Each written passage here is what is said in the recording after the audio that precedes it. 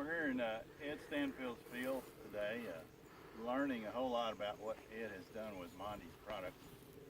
And I'm going to let Ed share with you just whatever he feels free to share about how he's attempting to grow high-yielding soybeans.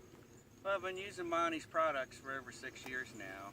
My soybean journey started about 5 years ago. I originally brought Monty's in for when I was in full wholesale sweet corn production for grocery stores, and then started easing it into the soybeans when I saw such a nice response in the sweet corn operation.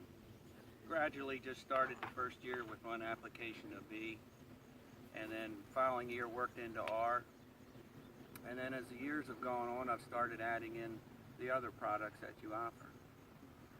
And as of last year, when I got out of sweet corn for the first time in 17 years, I put all these production acres into soybeans. And I was already doing 90 outside the fence where I have tremendous deer pressure here. So I knew once I got inside the fence with irrigation that nothing was going to stop me, and I didn't see why I couldn't consistently do 100 bushel with no deer pressure. Last year I ended up at 128, and I did not expect to be there for my top field. Now I didn't average that across the whole 60 acres inside the fence, but my goal this year is to average 150 bushel inside of the fence because of what I've learned in my 5-year journey. And every year I add different formulations of your products at different timing to try to get to where I am now. And here we are, August the 2nd, 2017. And I know right now, if nothing else happened, I'm already probably at 125 to 130 bushel here. Well, my next 6 to 8 weeks is going to take me on the destiny to getting the national record, which I'm trying to do. And you all have been on the journey with me. And I've learned a lot as I've been on this road. And it wasn't easy, but I was always willing to think outside the box. Right. And everything I've learned the last 40 years now, I'm only doing 2 things, that's soil testing and 15-inch rows. Everything else is outside the box with your product. And I am totally sustaining each crop year only using foliar products. And the buzzword today is sustainability in agriculture. Well, one of the byproducts I've gotten from using the foliar products that I did not expect, it happened on its own, we're seeing my levels in the soil aren't dropping. So what does that tell you? We're totally sustaining the crop year with the foliar applications. Now some fields, I only go a couple, 3 times over the summer after planting with pre-emergence.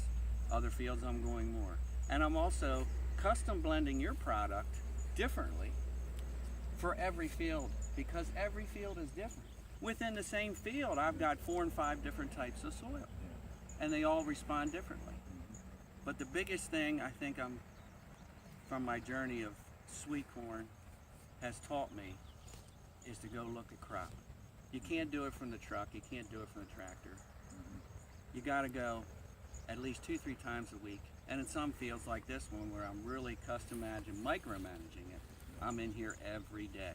The plants tell you what's going on. And then sometimes I gotta go get help from somebody that's far more educated than I am to come up with the recipe for success. And we're still learning, we don't know it all.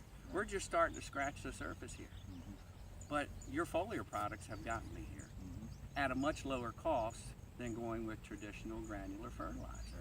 That's been the key to my success, that I don't have to write the big fertilizer bill in the spring. We're just spoon feeding the whole summer. Now some people say that beans are too tall, but as we're seeing the new growth that's coming out, tell us what you see with that growth. At this height,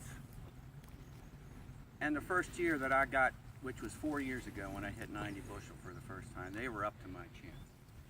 They did not lodge. They had a big stem at the bottom. Well, when they get to this height, what they start to do, this new growth won't particularly go vertical. It's going to start going to the side. So they kind of weave a webbing across the top of the plants, which helps support each other. The worst I've ever had is something about 1.5 feet, 2 foot high at fall if we had a bad fall storm. We're on the East Coast. We always have a chance of a tropical storm or a hurricane come through. they've never gone down worse than that because we've got good feet and the top weaves together. Right. So don't be scared of height.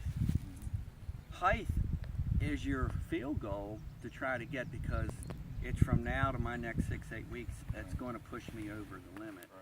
Right now I'm about as good as I could possibly be this year, and I've only irrigated once here. We've been lucky with rain, but we've always had product on the plants ready to go so that when the rain did come, they were ready to explode.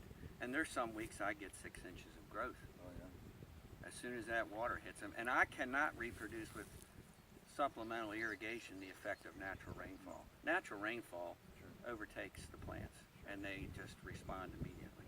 You can't duplicate that with irrigation. I know since I was here 2.5 weeks ago, we're looking at about 14 inches of new growth in 2.5 weeks. And the new growth already has pods forming. So the plant is growing tremendously fast.